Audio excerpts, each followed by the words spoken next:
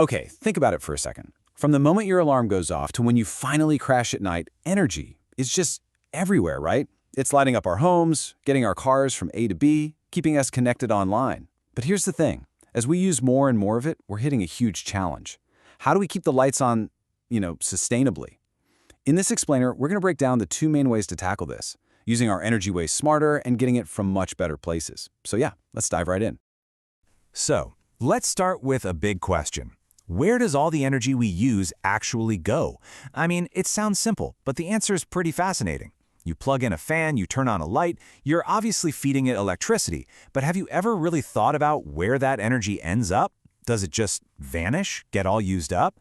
Well, no, not quite. You probably remember this from science class, right? The golden rule. Energy can't be created or destroyed. It just changes its outfit. It transforms. The electricity going into that fan, boom, it becomes the kinetic energy of the blades spinning. The energy in your lunch, that turns into the energy you use to walk around, plus the heat that keeps your body warm. It's this incredible constant game of transformation happening all around us all the time. Okay, so if energy never really disappears, what's the big deal? Where's the problem? Well, here's the catch. In pretty much every single one of those transformations, a chunk of that energy turns into something we didn't want and can't really use. And 9 times out of 10, that's waste heat. I mean, just feel your laptop after it's been on for a while. Or think about the heat an old-school light bulb gives off. That heat, that's energy that isn't doing its job. It's not lighting your room or running your apps, it's just lost. It's waste. And boy, does it add up. So, to fight this problem, we've basically got a two-pronged attack. On one side, we have the use less strategy. This is all about energy efficiency, just getting way more bang for our buck from the energy we're already making. And on the other side, we have use better.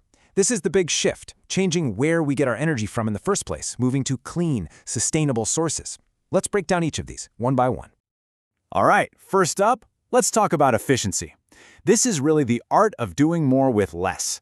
People in the industry sometimes call it the first fuel, and I love that idea because the cheapest, cleanest energy you can possibly get is the energy you never had to make at all. So what exactly is energy efficiency? Well, at its core, it's just a ratio. It's the amount of useful work you get out divided by the total energy you put in. Think about it like this. If you have a perfectly efficient machine, it's 100%. But in the real world, that never happens. There are always leaks. The whole game is to make that percentage, that score, as high as we possibly can.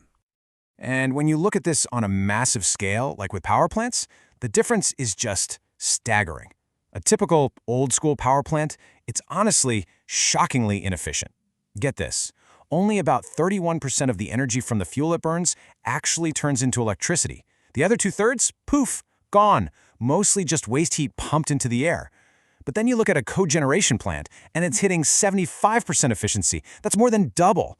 So how on earth is that possible? Well, the secret is pretty genius, actually. A cogeneration plant, sometimes called a combined heat and power plant, it doesn't just throw that waste heat away. Instead, it captures it. It traps that heat and pipes it over to nearby buildings or factories to heat their spaces and their water. It takes what was once garbage and turns it into something useful. By doing that, the whole system's efficiency just skyrockets. It's literally turning trash into treasure. And this isn't just some big industrial thing either. This principle is at work in our own homes and cars. You know those old incandescent light bulbs? They were terrible. Only 5 to 10% of the electricity they used became light. The rest was just heat. Compare that to a modern LED, which is hitting 20 to 30% efficiency. That's a massive leap. Or think about hybrid cars.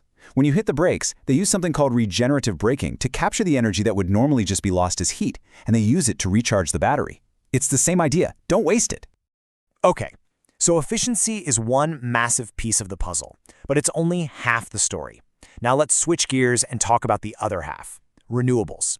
Because if efficiency is about making our current system better, renewables are about building a whole new system. And the core idea here is really powerful. Instead of digging up finite fuels from the ground, burning them once, and having them be gone forever, we can tap into sources of power that are basically infinite. We're talking about the incredible, ever-present power of the sun, the wind, the water.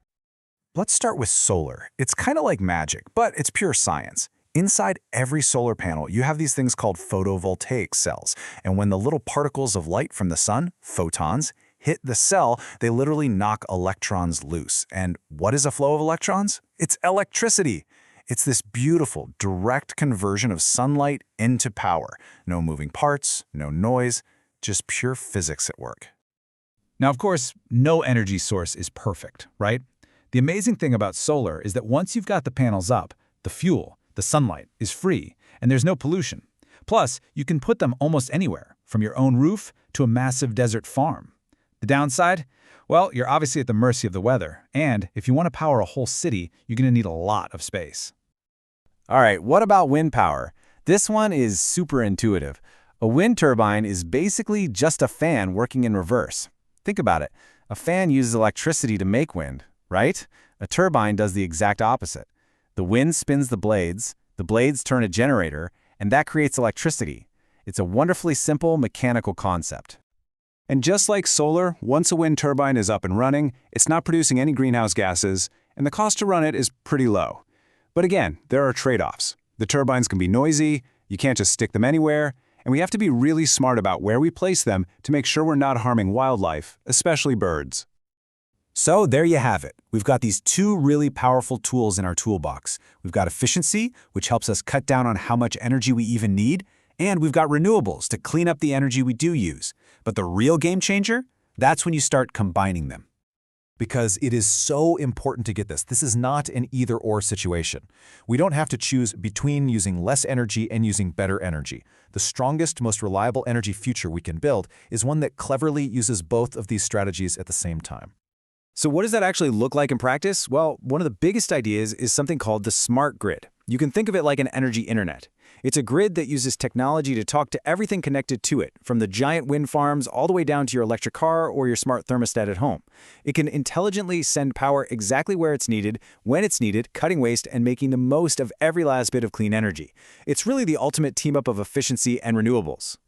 And in the end, building that future isn't just about cool new tech, it's about choices. The choices our leaders make? Sure, but also the choices we make every day, what we buy, how we live. The more we understand both sides of this coin, the power of efficiency and the promise of renewables, the more we can all have a say in creating a cleaner, smarter energy world. The real power is in our hands. The only question left is, what are we going to build with it?